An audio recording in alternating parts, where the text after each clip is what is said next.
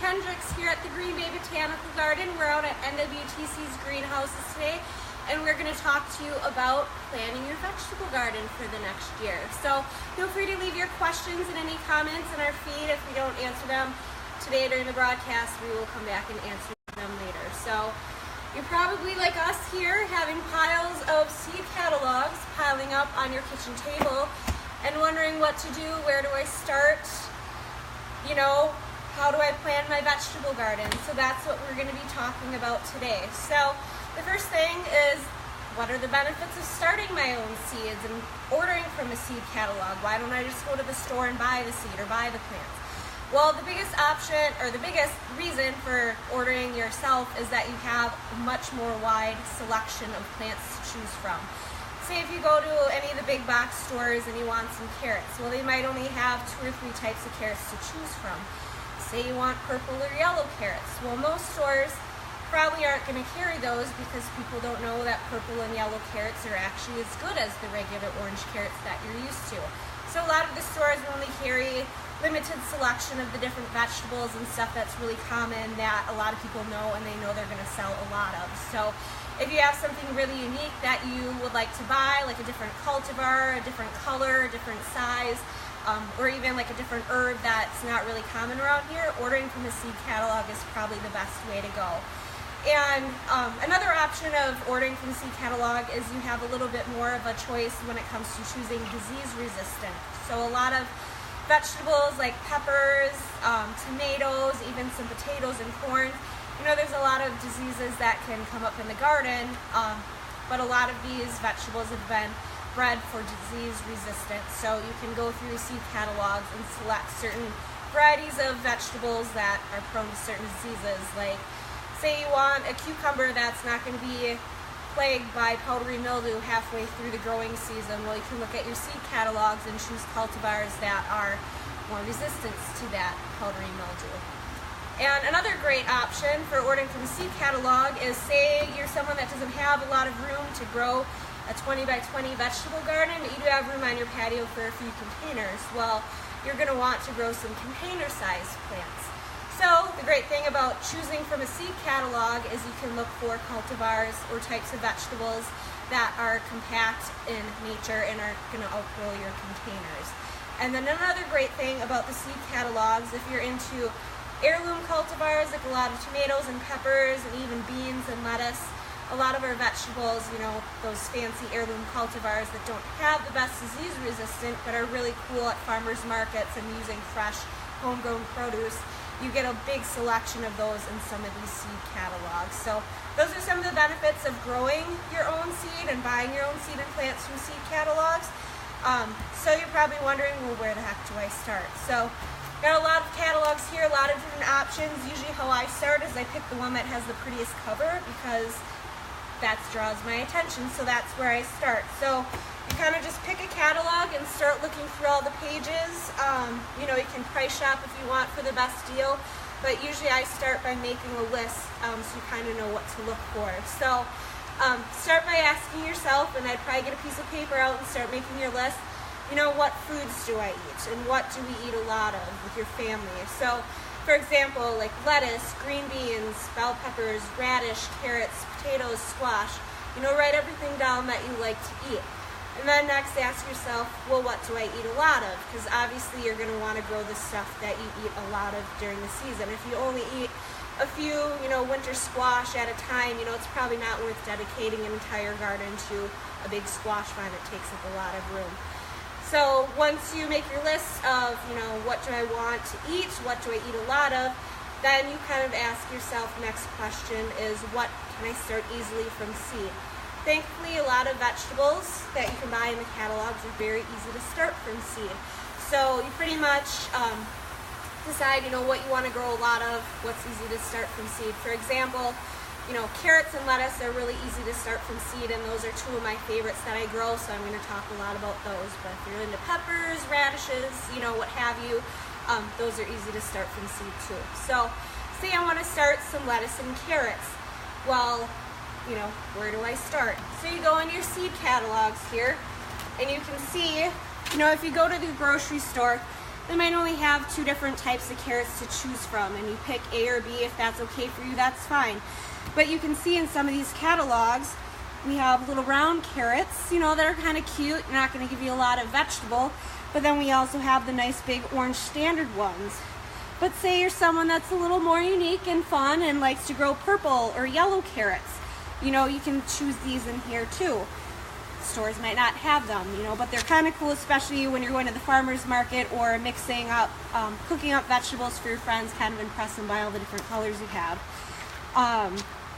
And then a lot of these catalogs give breakdowns of prices and, kind of compare sizes and how they grow. So that's kind of cool.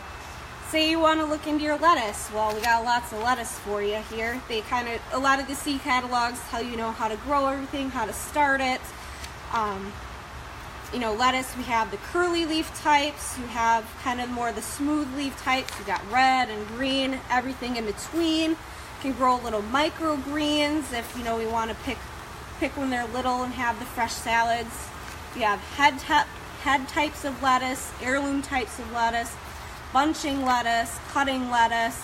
The possibilities are pretty endless, so it's kind of cool. And obviously when you go to the grocery store, you're not going to get this many options to choose from. So that's kind of one of the cool things about ordering out of the seed catalog. So, carrots and lettuce, pretty easy to start from seed. Like I said, a lot of vegetables that you really like to grow are. Say, for example, you only have a small patio and you can't really grow a lot of vegetables in the ground. So the next option for you might be to buy your plants. And a lot of plants that you would buy are usually the ones that take a little bit longer to grow for a growing season. And also, if you don't have room to start seeds in your house, you're not going to be able to start some of them early. So like your tomatoes, your pepper plants, some cucumbers, and even squash and a lot of herbs, a lot of stores will have plants that you can buy in person. Otherwise, some of these seed catalogs too, you can also order plants right from the catalog. And then some other plants that you might want to order that you can't really start from seed are, say, strawberry plants, blueberry bushes, blackberry bushes, asparagus, rhubarb. Those aren't really productive to start from seed because they take such a long time to get going and their season's a little longer. And a lot of those plants are actually perennials, so they'll come back year after year. So those you can order from a seed catalog as well. They'll just come to you as a bare root plant versus a little pack of seed. And then another question you want to ask yourself is, what's easily available at a farmer's market? Say, I really like winter squash and potatoes, but I don't want to dedicate that much area in my garden to grow them. Well, you can easily go to a farmer's market, get 1 or 2 winter squash, or, a pound of potatoes for your dinner pretty easily throughout the growing season. So if you don't have a lot of room, some crops that you don't eat a lot of, but you really like, check out your local farmers markets. And a lot of times too, you can substitute the vegetables that you don't have room for in your garden. Or if you need a little bit more, check out your local farmers market. So that's kind of a cool way to shop local and eat local. We've got a couple questions. Okay, sure. Kelly wants to know what your favorite catalog to order from is. My favorite catalog, like I said, because I go by pretty pictures, is actually Johnny's Seed. They have what I found at the garden. We do a lot of ordering of vegetables and plants and perennials and annuals. Johnny's tends to have the biggest selection of vegetables and herbs, and they give you a lot of descriptions in terms of pricing and how to grow them. And if you do order plants, bare roots, or even the seed, they send you a lot of information how to grow them. And Bree wants to know how early she should start from seed indoors. Okay, that's actually a really great question. We're going to cover that more in detail in March when we talk about actually starting our seeds. So it really depends on the crop. A lot of vegetables like tomatoes and peppers, we usually don't start till around the middle of March, end of March, early to middle April, depending on the actual crop. But we'll go into that more detail in March when we do our Facebook Live. So you'll have to definitely check in for that. Marissa wants to know if there's a reference guide for each vegetable's growing season. Some of the catalogs, I know Johnny's has a lot of information in there, but we can look up a link to post on our Facebook page after we're done. I know there are a lot of great references out there. I don't know one specifically to point you in this direction right now, but I'll look that up and we'll get that posted to Facebook Live when we're done. Okay, So then the next step is to go shopping. That's the fun part. You get to spend some money. So like I said before, you get all these different catalogs here. Where do I start? Who do I order from? That's really up to personal preference. So if you want to stick with one catalog, you can probably find everything in that one catalog, make one order, pay for shipping once. Do it that way. If you're a bargain shopper and want the best deal, the cheapest seed, then you might have to read through all your catalogs and see which one is going to give you the best deal. You can order from multiple sources. You just might have to pay a little bit more in shipping, but that's really up to you. So, and some people really like a certain distributor, such as, Jung's. That's what they've been using, ordering with grandma since they were little, and they like to stick with that. That's really up to you. But like I said, I always go with the prettiest catalog. Cover is kind of what catches my eyes. But here at the garden, we order a lot of our vegetable seeds from Johnny just because they have a lot of selection. Also, Harris Seed has a lot of different vegetables in it as well. And then if you check out the All America Selection website, which we can post a link to that too, they have a lot of great All America Selection winners on there, and they're really getting into the vegetable breeding right now because the food movement is becoming very popular, and they have a lot of great new varieties on there as well. So after you decide where you want to order your seed from, you can do the snail mail version. Most of these catalogs have an order form in them that you fill out and send in the mail. It'll take a little bit longer to do that way, but otherwise you can go online. All these catalogs have websites. You can go online and order everything that way. I'm sure everyone's pretty much ordered anything offline by this point. So just go online and place your order, and then you're done. And then in terms of when they ship your stuff, anything that you order by seed will generally be shipped out pretty much right away within a few days or a few weeks. When you get those seeds in, store them in your fridge until you're going to plant them, because that kind of helps preserve the life of the seed. They don't dry out, they don't germinate early. They're just going to stay happier a little bit longer, and there's good humidity in the fridge. If you order anything, say like a blueberry plant or some strawberry plants, anything that's going to come bare root, or potato sets or onion sets, those will be shipped according to our growing season. So that's going to be shipped out usually a week or so before you can plant them in the ground, and they usually come with specific planting instructions. But those you want to get in the ground right away, because otherwise those bare roots, you don't have any plant soil in there to absorb any water nutrients, so you're going to want to get them in the ground as soon as possible. But like I said, a lot of those companies will send specific planting information if you order any plant material such as that. And then some other things to mention.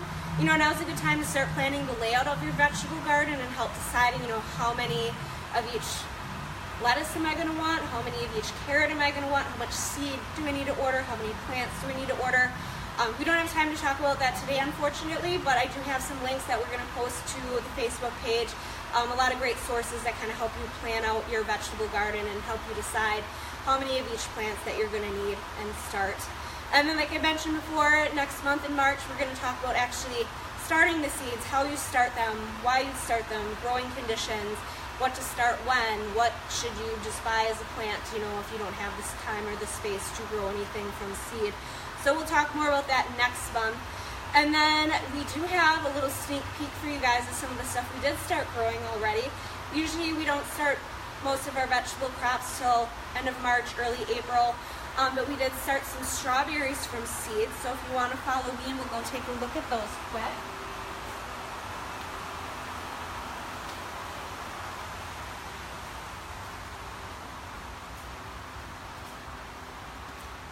So like I had mentioned, the All America Selections has been doing a lot of breeding the past couple years for vegetables, and they're starting to get into fruit crops to grow your own and have plants that have really good disease resistance and outperform a lot of the others in the vegetable market. So check out their website for a list of these varieties. We'll be focusing on them a lot this summer in our trial garden.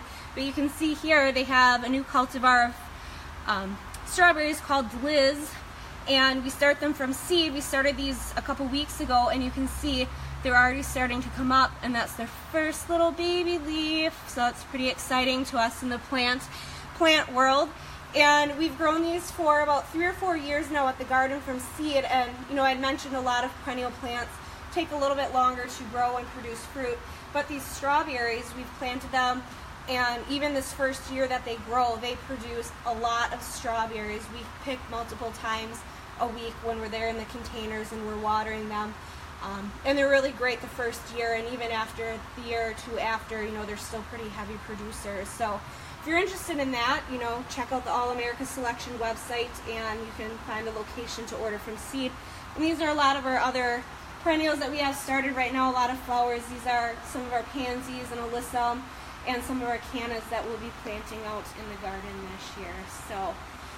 So that's pretty much it for today. Thank you for joining us. And like I said, I'll post some links on different ways to lay out your garden, some specific guidelines as to what vegetables to start and when, and then keep posted for next month when we actually talk about how to start seeds and what to start and all the fun stuff that goes with that. So thank you for joining us today. We'll answer any other questions that you post afterwards. And life's a garden. Dig it.